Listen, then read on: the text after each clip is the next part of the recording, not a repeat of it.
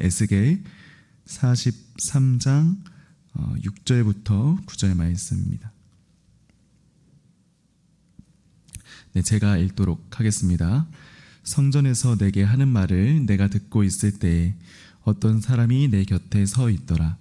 그가 내게 이르시되 인자야, 이는 내 보좌의 처소, 내 발을 두는 처소, 내가 이스라엘 족속 가운데 영원히 있을 곳이라. 이스라엘 족속 곧 그들과 그들의 왕들이 음행하며 그 죽은 왕들의 시체로 다시는 내 거룩한 이름을 더럽히지 아니하리라. 그들이 그 문지방을 내 문지방 곁에 두며 그 문설주를 내 문설주 곁에 두어서 그들과 나 사이에 겨우 한 담이 막히게 하였고, 또 그 행하는 가증한 일로 내 거룩한 이름을 더럽혔으므로 내가 노하여 멸망시켰거니와, 이제는 그들이 그 음란과 그 왕들의 시체를 내게서 멀리 제거하여 버려야 할 것이라. 그리하면 내가 그들 가운데 영원히 살리라. 아멘. 여러분, 우리가 일상을 살아가다 보면 평소에는 별로 중요하게 생각하지 않았던 것들이 갑자기 내 삶 속에서 중요해질 때가 있는 것 같습니다. 특별히 우리는 어떤 것을 늘 가까이 할 때는 모르지만 막상 그것이 사라지고 나면 그것에 대한 빈자리가 생각보다 크게 다가올 때가 있는데요. 그래서 그런지 여러분, 우리는 평소에는 아니지만 늘상 어떤 것을 잃어버리고 난 뒤에야 그것에 대한 소중함을 조금이나마 깨닫게 되는 것 같습니다.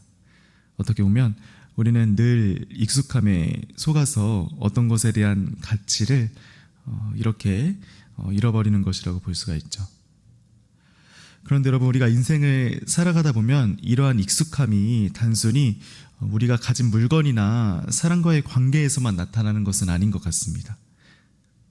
하나님을 믿는 우리 그리스도인들도 오랫동안 신앙생활을 하다 보면 그분과의 관계에서 이런 익숙함이 찾아올 때가 있는데요.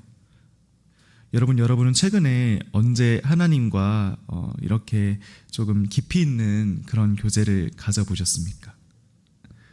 최근에 가져보셨습니까? 아니면 옛날이십니까? 여러분, 오늘 본문에서 하나님은 그때 당시 에스겔 선지자에게 한 가지 놀라운 광경을 보여주셨습니다. 특별히 여기에서 하나님께서는 오랫동안 부재했던 그분의 영광이 다시 한번 새롭게 이 성전에 돌아오는 모습을 보여주셨는데요. 그런데 여러분은 본문에서 이런 하나님의 영광이 다시 이스라엘 이런 성전으로 되돌아왔다는 것은 그때 당시 이스라엘 백성들에게 굉장히 특별한 의미를 가지고 있었습니다. 이것은 단순히 하나님께서 물리적인 성전에 돌아오셨다는 것이 아니라 하나님께서 다시 그들과 함께 하시겠다는 그런 회복의 선언 가운데 하나였는데요. 여러분은 왜 하나님께서는 다시 이스라엘 백성들에게 이렇게 돌아오신 걸까요? 우리 오늘 본문 말씀을 통해서 같이 한번 살펴보았으면 좋겠습니다. 여러분, 오늘 본문에서 하나님은 에스겔 선지자에게 이스라엘 백성들을 향해서 한 가지 중요한 말씀을 들려주셨는데요. 우리 본문 말씀 7절인데 우리 다시 한 번만 더 읽어보도록 할까요? 7절입니다. 그가 내게 이르시되 인자야, 이는 내 보좌의 처소, 내 발을 두는 처소, 내가 이스라엘 족속 가운데 영원히 있을 곳이라. 이스라엘 족속 곧 그들과 그들의 왕들이 음행하며 그 죽은 왕들의 시체로 다시는 내 거룩한 이름을 더럽히지 아니하리라. 아멘. 여러분의 본문에서 하나님께서는 에스겔 선지자에게 한 가지 중요한 말씀을 이렇게 들려주셨는데요. 여기서 하나님께서는 에스겔 선지자에게 뭐라고 말씀하시나요?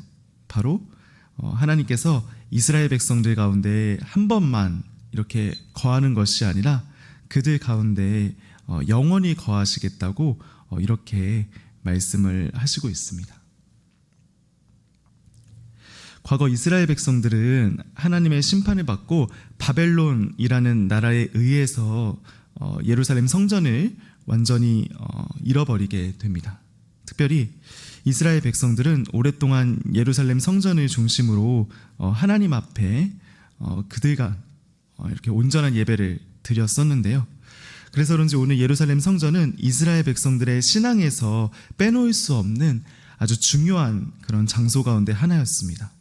어떻게 보면 이스라엘 백성들에게 예루살렘 성전이란 하나님과의 관계를 이어나가는 아주 중요한 신앙의 요충지였다고 이렇게 말을 할 수가 있죠.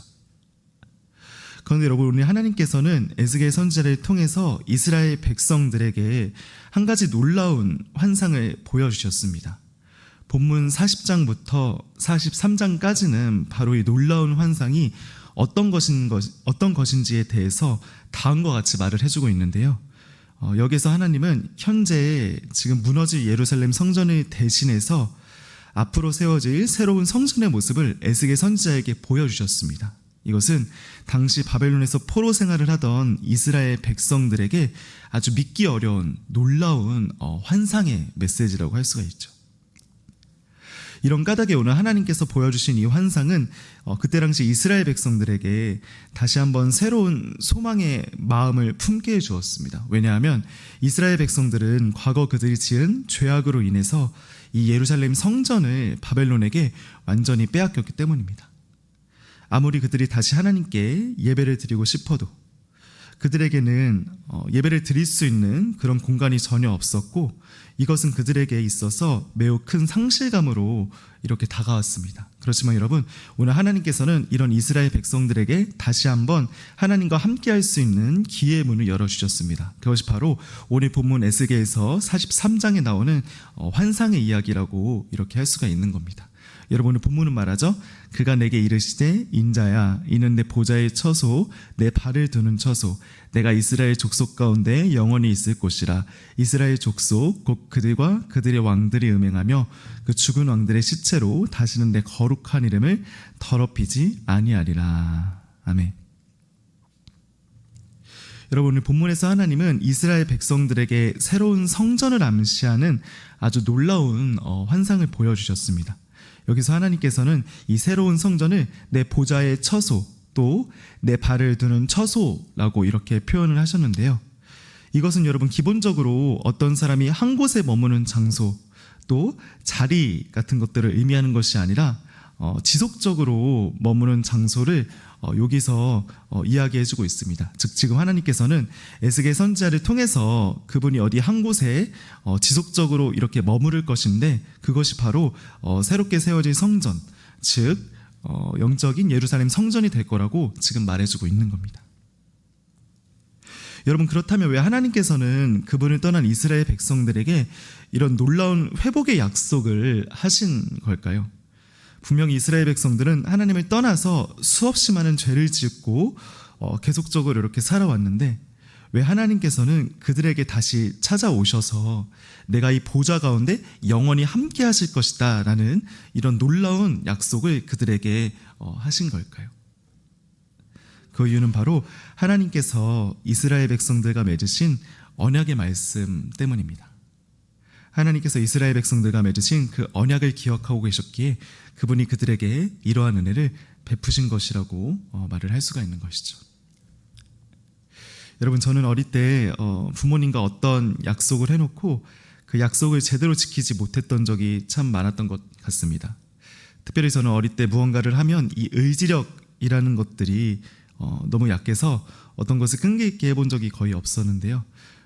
그래서 저는 부모님과 어떤 약속을 해놓고도 그것을 제대로 지켜본 적이 거의 없었던 것 같아요. 어떻게 보면 저는 약속을 할 때와 또 그 약속을 지켜나가는 것 사이에 괴리 가운데 이렇게 살았던 것이죠. 그런데 여러분, 제가 이렇게 부모님과의 약속을 매번 어겼음에도 불구하고 부모님께서는 저와의 관계를 단 한 번도 끊어내신 적이 없었습니다. 비록 제가 매번 그분들과 했던 약속을 대부분 지키지 못했더라도 부모님 앞에서 제 자녀된 신분이 완전히 사라지거나 절대로 취소되지는 않았죠.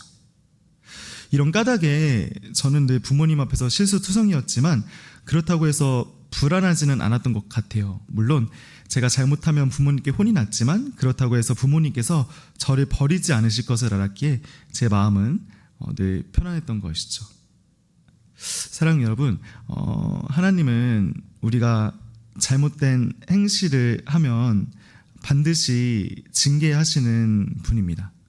하나님은 죄를 지은 이스라엘 백성들을 이렇게 훈육하셨던 것처럼 우리가 잘못된 길을 걸어갈 때 사랑으로 책망하시는 분입니다. 그렇지만 여러분, 하나님의 말씀에 따라서 우리를 이렇게 징계하시는 것은 우리를 단순히 심판하시기 위해 이렇게 징계하시는 게 아닙니다. 그분이 우리를 이렇게 징계하시는 것은 우리가 지은 죄로부터 정결하게 되어서 그분의 영광이 우리를 통해 발현되시기 위해 우리를 이렇게 사랑으로 한 명 한 명, 한 분 한 분 이렇게 징계를 하시는 겁니다. 그런데 여러분, 우리는 가끔씩 이런 하나님의 깊으신 뜻을 몰라보고 단순히 눈앞에 있는 징계와 또 어려움만을 바라볼 때가 너무나 많은 것 같습니다. 분명히 하나님께서는 우리의 거룩함과 또 정결함을 위해서 계속적으로 우리를 연단해 나가시는데, 우리는 이 사실을 잊고 그 당시 그 징계만을 이렇게 바라보는 것이죠. 그렇지만 여러분, 오늘 본문에서 나온 것처럼 하나님은 우리 마음의 처소에 거하시되 영원히 머무르시는 분이십니다. 그분은 우리 마음 가운데 있는 모든 악한 것들을 제거하시고 다시 한번 하나님의 거룩한 처소로 세워나가길 원하시는 분입니다. 그렇기 때문에 우리 이번 일주일을 살아갈 때 혹시 하나님 앞에 어떤 큰 잘못을 받고 징계를 받고 있다면 그것으로 인해 낙심하거나 또 실망하는 것이 아니라 다시 우리를 깨끗하게 하시고 또 그 거룩하게 하시는 그 하나님께서 우리를 지금 연단해 나가고 있다는 사실을 기억하면서 그 하나님께 매번 돌아갈 수 있는 저와 여러분 될 수 있기를 주님의 이름으로 부탁드립니다. 네, 제가 기도하겠습니다. 거룩하신 아버지 하나님, 오늘도 이 아침에 에스겔서 말씀을 주심에 너무나 감사를 드립니다. 주님, 우리 성도님들 오늘 하루를 살아갈 때 여호와의 영광이 주님의 성전에 끊임없이 머물렀던 것처럼 우리 마음 가운데 계신 그 성령님을 통해서 하나님의 영광이 우리 주변에 아주 밝히 발현될 수 있도록 주님께서 은혜를 베풀어 주시옵소서. 감사합니다. 사랑이 많으신 예수 그리스도의 이름으로 기도드립니다. 아멘. 주기도문으로 예배를 폐하겠습니다. 하늘에 계신 우리 아버지여, 이름이 거룩히 여김을 받으시오며 나라가 임하옵시며 뜻이 하늘에서 이루어진 것 같이 땅에서도 이루어지이다. 오늘날 우리에게 일용할 양식을 주시옵고 우리가 우리에게 죄 지은 자를 사하여 준 것 같이 우리의 죄를 사하여 주시옵고 우리를 시험에 이르게 하지 마시옵고 다만 악에서 구하시옵소서. 나라와 권세와 영광이 아버지께 영원히 있사옵나이다. 아멘.